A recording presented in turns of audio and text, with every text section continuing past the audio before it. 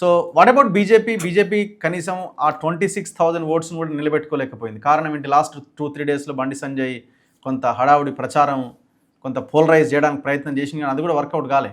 ఇప్పుడు BJP party పరిస్థితి ఎట్లుందంటే జిహెచ్ఎంసీ ఎలక్షన్లో 48 సీట్లు ఇచ్చారు.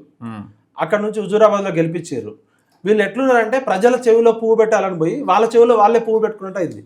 కనీసం వాళ్ళకి డిపాజిట్ 25 పాత ఓట్లన్నా రావాలి కదా. ఇప్పుడు బీజేపీ పార్టీ అసెంబ్లీ ఎలక్షన్లో 8 సీట్లు వస్తే పార్లమెంట్ ఎలక్షన్లో 8 ఎంపీ సీట్లు వచ్చినాయి.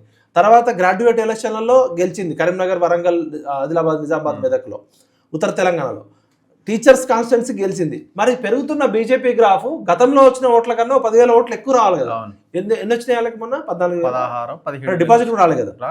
మరి డిపాజిట్ కూడా గల్లంతైన బీజేపీ పార్టీ కేంద్ర ప్రభుత్వంలో అధికారంలోకి వచ్చింది. మోడీ మేనియా ఉంది. మొన్న 8 ఎంపీ సీట్లు, ఎమ్మెల్సీలు గెలిచిర్రు. ఇంత ఇది జరిగిన తర్వాత కూడా నేను ఓపెన్గా కొన్ని విషయాలు చెప్పాలి. బీజేపీ కార్యకర్తలేమో దేశం కోసం, ధర్మం కోసం అని ప్రాణాలకు తెగించి కొట్లాడతారు.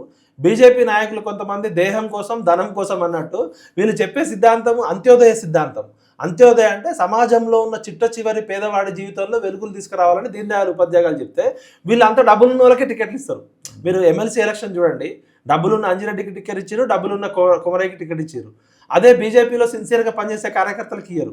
వీళ్ళు చెప్పేది ఒకటి చేసే. ఇప్పుడున్న బీజేపీ కార్యకర్తలు ఏమని చెప్తున్నారంటే ఇప్పుడున్న ఈ 4 నాయకులు ఎవరైతే ఉన్నారో వాళ్ళు కొత్త వాళ్ళని రానియరు, వచ్చినా వాళ్ళ నోరనియరు. ఇది ఎప్పటికీ అధికారంలోకి రాదు. ఇది వీళ్ళు ఏంటంటే బీజేపీ పార్టీ అధికారంలోకి రావాలని పనిచేయరట. వాళ్ళ పనులు కావాలి, కొత్తోడు రావద్దు, మాకు ఇట్లనే ఉండాలి, మా దందా నడవాలి. కొత్తోడు వస్తే ఏమైంది? పార్టీ పెరుగుతుంది, పార్టీ పెరిగితే మా దందా బయటపడుతుంది అని చెప్పి ఓ సీనియర్ నాయకులు 4 ఉన్నారు, కొంతమంది జూనియర్లు తోడారు.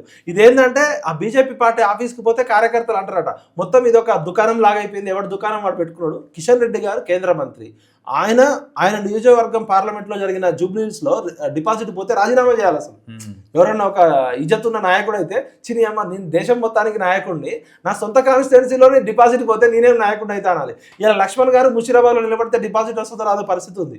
ఇలా వీళ్ళు చెప్పేది ఏంటంటే హిందుత్వము, పోలరైజ్ అంటున్నారు, కానీ తెలంగాణలో ఉన్న బీజేపీ కార్యకర్తలను కూడా వీళ్ళు కాన్ఫిడెన్స్లోకి తీసుకోరు. వాళ్ళు సంవత్సరాల తరబడి దేశం కోసం, ధర్మం కోసం పోరాడతారు. ఈ నాయకులేమో డబ్బుల కోసం, పైరవీల కోసం తిరుగుతారని బీజేపీ కార్యకర్తలు తిరుగుబాటు చేస్తున్నారు.